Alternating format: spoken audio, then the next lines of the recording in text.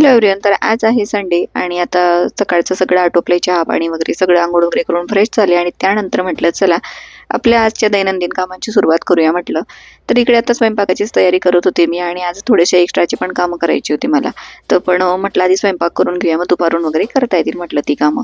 तर आज की नाही नॉनव्हेज वगैरेचा अजिबात बेत नव्हता आहोंचा, म्हणून मग आज मी मस्त अशी मूग डाळ करणार होती.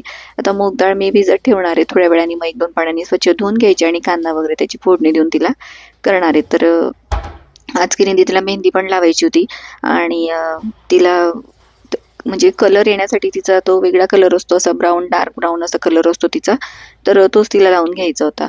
तर ती कुठल्या कंपनीची वगैरे आता गेली घ्यायला, तर बघूया म्हटलं आणल्यानंतर. आणि ती काय इन्स्टंट असते, म्हणजे भिजवले की लागलीच लावायची असते, मग ते पण आज करायचं होतं. नाहीतर मग नंतर कॉलेजची गडबड असते तिची, त्यामुळे मग जमत नाही. तर ती म्हटली की आज लावून दे, मग तासाभराने मी धुवेल. म्हटलं ठीक आहे.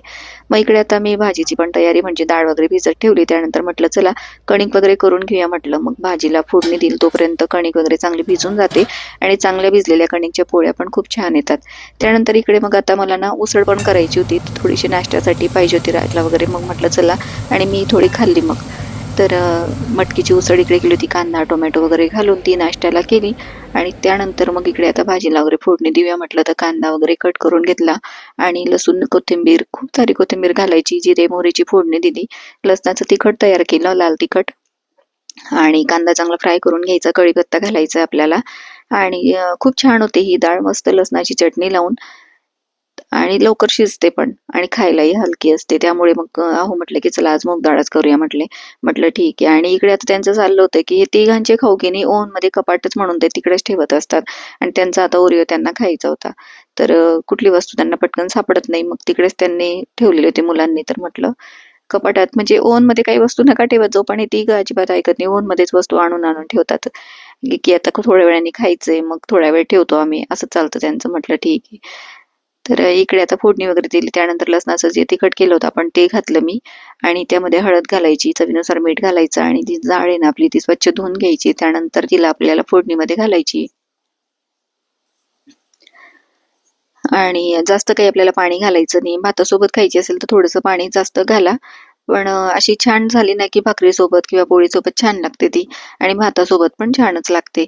तर इकडे आता मी थोडा भात पण केला होता एका बाजूला, आणि आज मोकळा मोकळा भात हवा होता म्हणून मग कुकरमध्ये काही केला नाही, मी पातेल्यातच टाकला. मग पातेल्यात जर का केला ना तर छान असा मोकळा होतो, म्हणून मग मी पातेल्यातच भात लावून देते. तर आता इकडे डाळ वगैरे धुवून टाकली. त्यानंतर पाणी घालायचं आपल्याला, चवीनुसार मीठ घालायचं, आणि थोड्या वेळ आपल्याला तिला एक 10-15 मिनिटं शिजून घ्यायची. खूप छान होते ही डाळ. त्यानंतर म्हटलं चला आता पटकन एका बाजूला पोळ्या पण करून घ्यावं म्हटलं. तर इकडे आता पोळ्या लाटायला घेतल्या होत्या. आणि आता सध्या असं लक्षात आलंय ना की इतर कुठलेही क्राफ्ट किंवा स्टिचिंगचे व्हिडिओ बघण्यापेक्षा तुम्हाला माझे हे ब्लॉगिंगचे व्हिडिओ जास्त आवडतात. आणि कसं आहे ना की आपण मिडल क्लास लोक, जे आपल्या दैनंदिन आयुष्यात घडतं, जे रोज जे काही मी करते तेच तुमच्या सोबत शेअर करते, कारण आपलं ब्लॉग चॅनल आहे आणि तुम्हाला इथे बघायला आवडतंय याचा मला आनंद आहे. चला म्हटलं.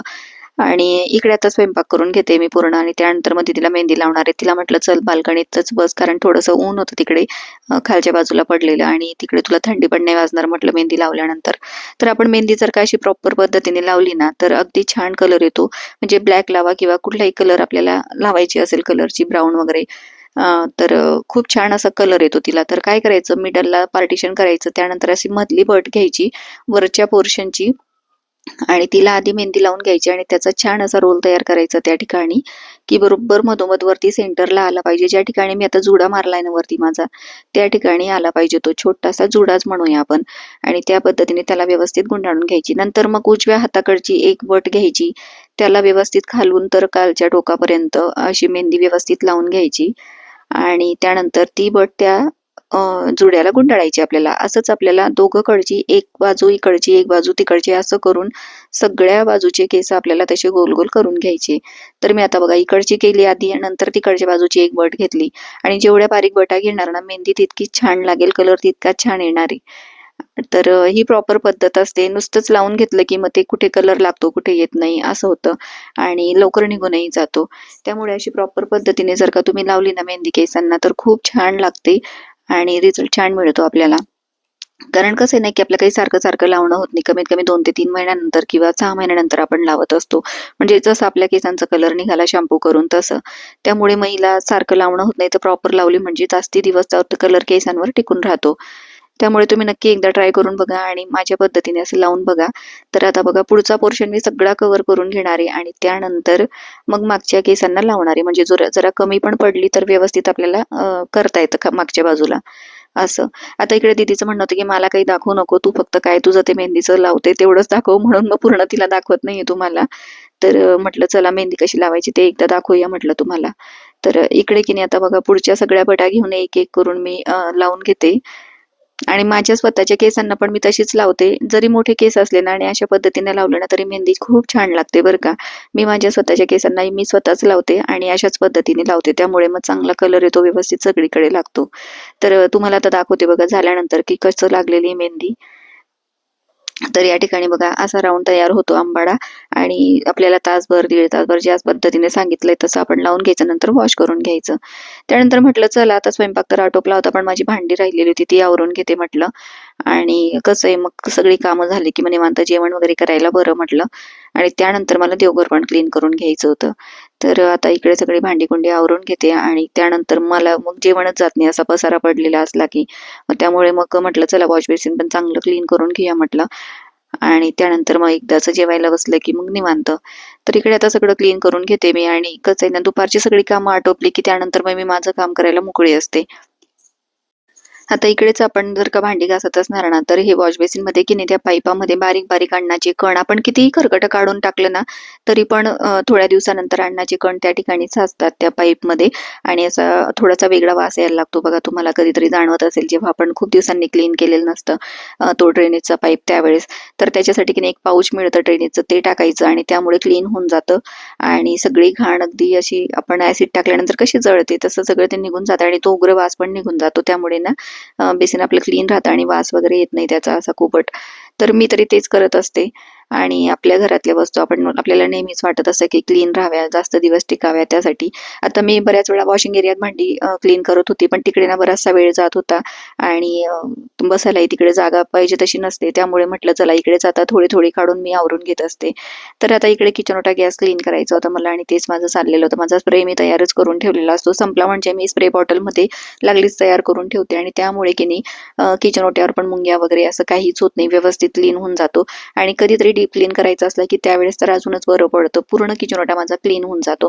इकडे आता म्हटलं चला सगळं आवरून झालंय, पटकन आता जेवण करून घेऊया आणि आज फक्त काकडी डाळ आणि भात असं घेतलंय मी. आज पोळी वगैरे नाही खाणार आहे, कारण मी उसळ खाल्ली होती नाश्त्यामध्ये. त्यामुळे म्हटलं चला आता जेवण आटोपलं आणि त्यानंतर म्हटलं चला आता आपण देवघर साफ करून घेऊया, कारण आज मला डीप क्लीन करायचं होतं. रोजच्या रोज मी तिथल्या तिथे आवरून घेते, देवांना वगैरे स्वच्छ करून घेते, पण मग आज मला डीप क्लीन करायचं होतं. म्हणजे सगळं ते वरच्या ज्या समया वगैरे आहेत ना ते सगळं मला पितांबरीने क्लीन करायचं होतं. मग त्यासाठीच म्हटलं चला.